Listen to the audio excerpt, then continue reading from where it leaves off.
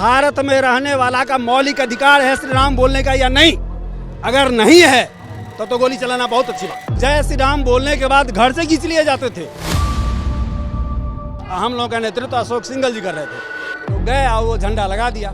झंडा लगा, उसके बाद चली गोली। खैर उस दिन ज़्यादा नहीं, 10-12 लोग मरे थे।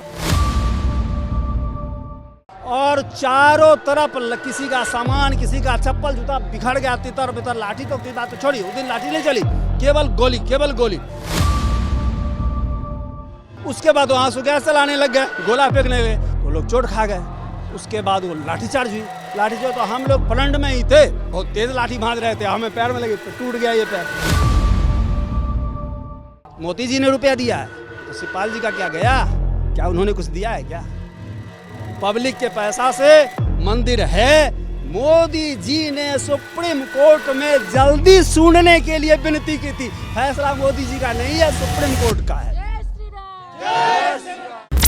राम मंदिर बनने के साथ कई लोगों की आस्था जुड़ी है तो कई लोगों की अपनी निजी लड़ाई। ऐसे ही एक व्यक्ति हमारे साथ हैं, रघुवंश जी, जो बिहार से आए थे कार सेवा करने के लिए।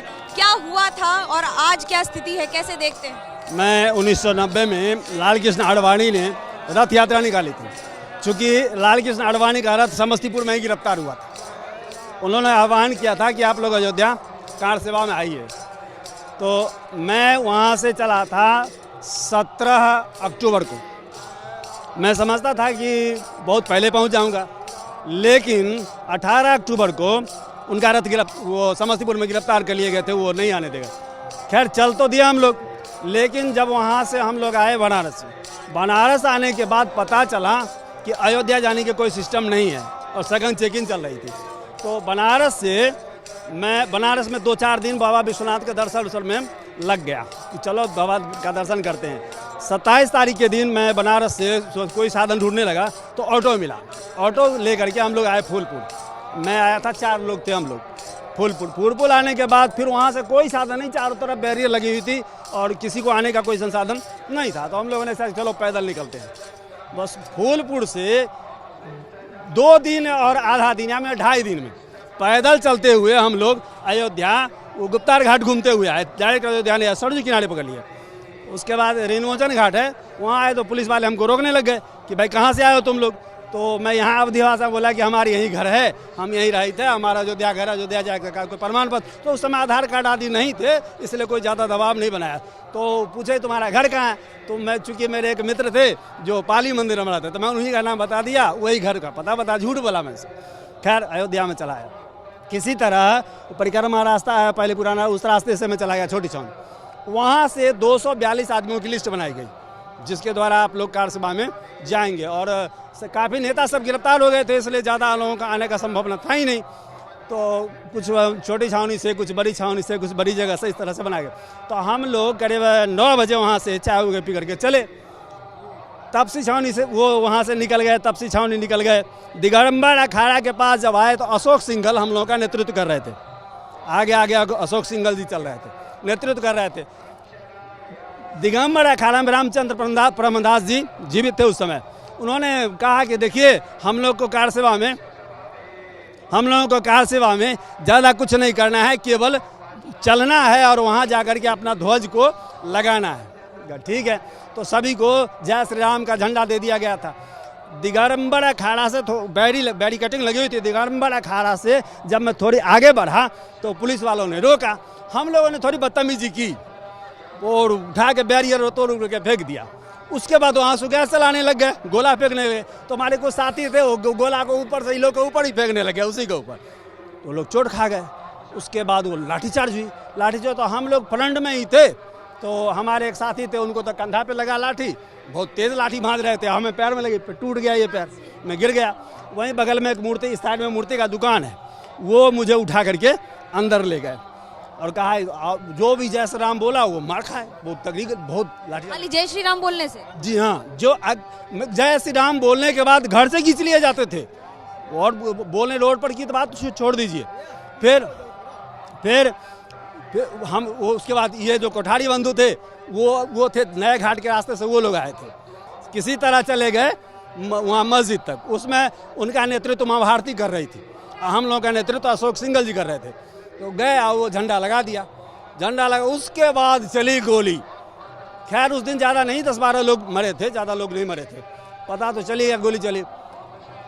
1 नवंबर को उनका लाश हम लोगों ने जला दिया, मैं उसमें नहीं गया था। 2 नवंबर के दिन चूँकि बैरिकेडिंग में ढिलाई दी गई कि अब जो कुछ होना था सो हो गया, अब नहीं होगा, उस दिन 30-40 हज़ार कार सेवक कहाँ न कहाँ से सब आ गए।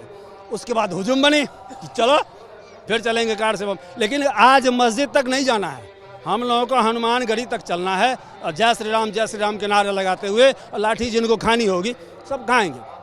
ठीक है, गए। जाने के बाद वो सारे फोर्स वाले सब छत के ऊपर गन लेकर के खड़े थे, तो हम लोग सुरक्षा में लगे हुए, लोग कुछ करेंगे थोड़ा ही ना इस। लेकिन उसके बाद अचानक पता नहीं कैसे गोली चलने लग गई, जहाँ तहाँ लोग कहते हैं कि 40-50 मरे थे, लेकिन ऐसा नहीं है। बहुत सारे ऐसे लाश, मेरे मित्र थे अशोक जो मेरे साथ ही आए थे समस्तीपुर से, वो गोली से मरे, पुलिस वाले ही लाश उठा करके ले गए, पता नहीं चला कहाँ ले गए। और चारों तरफ किसी का सामान, किसी का चप्पल जूता बिखर गया, तितर बितर। लाठी तो की बात तो छोड़ी, उस दिन लाठी नहीं चली, केवल गोली।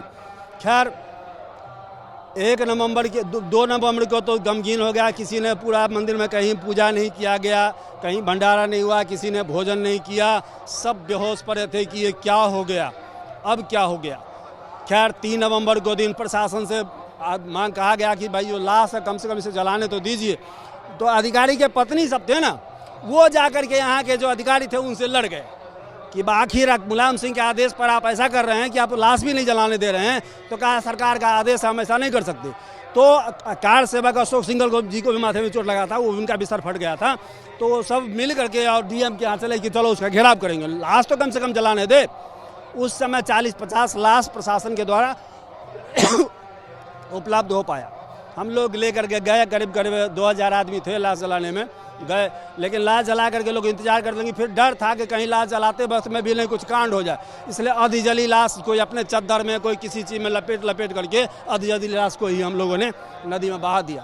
होता है इस बात का कभी दुख उस बात का जब याद आता है ना, जब भी याद आता है ना, तो लगता है कि शायद हम लोग सोच रहे थे क्या शायद हम आज़ाद देश में नहीं जी रहे, जहाँ हमारी संस्कृति, हमारी सभ्यता, हमारे राम प्रभु का नाम लेने पर गोली चल सकती है, तो क्या हम हिंदुस्तान में नहीं हैं। इससे अच्छा था कि हम पाकिस्तान में रहते, कम से कम इस निंदा पर सजा तो होती। इस बात का दुख था। और मैं फिर 2 नवंबर, फिर उसके बाद जब इसी समय 6 दिसंबर को कार सेवा का आह्वान किया गया था कि आप लोग आइए कार सेवा में, तो हम लोग गांव से करीब 100 आदमी चले थे, लेकिन सोच लिए थे उसी समय कि अब जो कार सेवा में जाएंगे ना, किसी भी नेता की बात कुछ नहीं सुनेंगे, लोग बुलाते हैं, मार खिलाते हैं, ना अशोक सिंघल जी की बात सुनी जाएगी, किसी की नहीं सुनेंगे, सीधा आक्रमण करना, जो होगा सो देखा जाएगा। हम लोग सोच के ही घर से ही खंती उंती सब लेकर के ही चले थे, जो होना होगा सो होगा। राम रक्षा के लिए जा रहे हैं कि मंदिर रक्षा के? मस्जिद को तोड़ने के लिए, क्योंकि 3 बार कार सेवा में हम लोग, एक बार मार खा चुके थे, हमारे साथी गोली से मारे जा चुके थे, तो कितना बार कार सेवा के लिए आते हैं, और कभी कानून उसको सुन नहीं रही है, क्या करते हम लोग। जब तक ये हटेगा नहीं तब तक कुछ नहीं होगा। आज तो इतनी प्रसन्नता है, और जब ये राम जन्मभूमि का मंदिर बन गया, माननीय हमारे प्रधानमंत्री मोदी जी ने जो उपहार दिया, उस उपहार की उपलक्ष्य में हम यहाँ पर 8 तारीख को आ चुके हैं और 26 को जाएंगे, तब तक हम धूम मचाएंगे यहाँ पर अयोध्या में, जय श्री राम बोलते रहेंगे। तो आपको लगता है कि ये चुनावी रणनीति है, चुनावी राजनीति है? कुछ चुनावी राजनीति तो बहुत दिन से चल रही है। बिल्कुल नहीं, पहले से हिंदुत्व का मुद्दा। आडवाणी जी ने 1990 में ये राम जन्मभूमि के लिए रथ यात्रा की थी। बीपी सिंह का सरकार, उसमें हमें याद है कि बीपी सिंह प्रधानमंत्री थे, संयुक्त सरकार थी, और राम मंदिर जो गोलियां चली उसको सरकार कह रही है, शिवपाल यादव कह रहे हैं कि संविधान की सुरक्षा के लिए चलाई गई थी। संविधान की सुरक्षा के लिए चले, तो हिंदू जो यहाँ पर भारतवर्ष में रहे वो संविधान के अंदर नहीं आते हैं क्या? उनको संवैधानिक अधिकार नहीं है राम नाम बोलने का?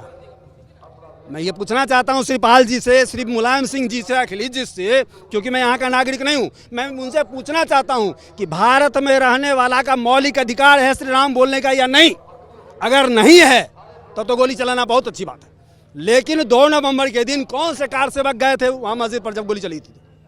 क्यों नहीं थे 2 नवंबर को यहाँ पर देखने के लिए?